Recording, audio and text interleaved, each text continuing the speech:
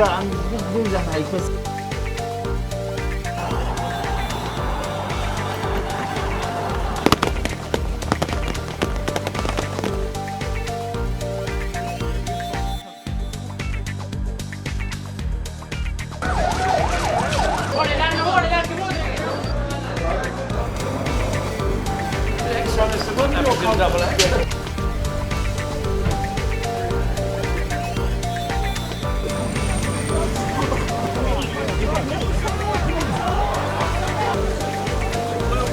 Я приветствую всех вас, всех, кто пришли сегодня.